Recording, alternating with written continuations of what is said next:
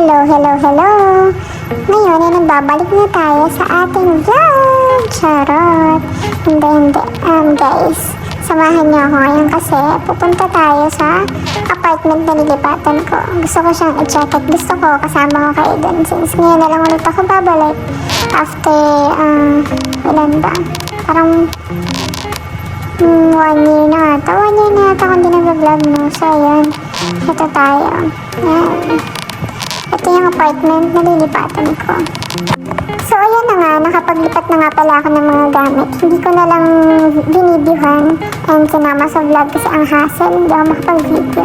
So, ito siya. Ayan yung view. Ayan siya paggabi. Tapos kung kalat pa, huwag naman ang pansin. Hindi yan talaga pag-beginners. Tingnan nyo naman yung view na yan, diba? Pwede na.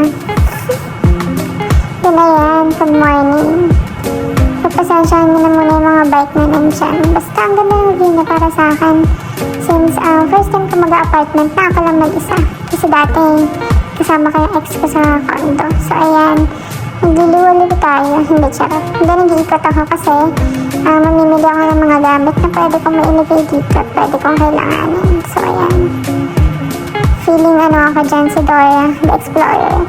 Wala akong gamit na Google Map dyan, guys. Talagang gusto ko ikutin yung mga nakapaligid sa akin dito. Tapos ayan, napumunta akong Mr. DIY.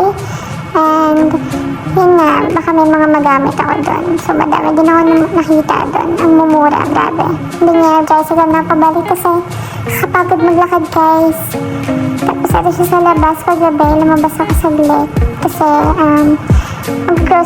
mag-grocery lang ako saglit sa Pigod.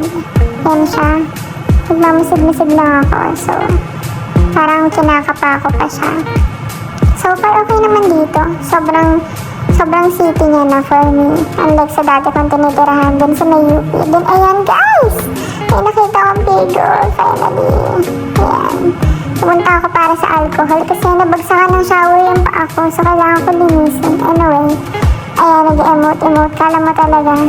Ay, naku, kung naririnig nyo lang yung mga tugtugan dyan sa Pigod. Nakakaloka, guys. Yan, feeling main character. Ganyan lang siya. Ay, di ba maayos damit? Kakaloka ka, tish. Basa pa ang buhok. Ay, naku, talaga siya. Inuna niya kasi mag-job, Anyways, thank you, guys. And love! Bye! Sana gustuhan nyo. Love you.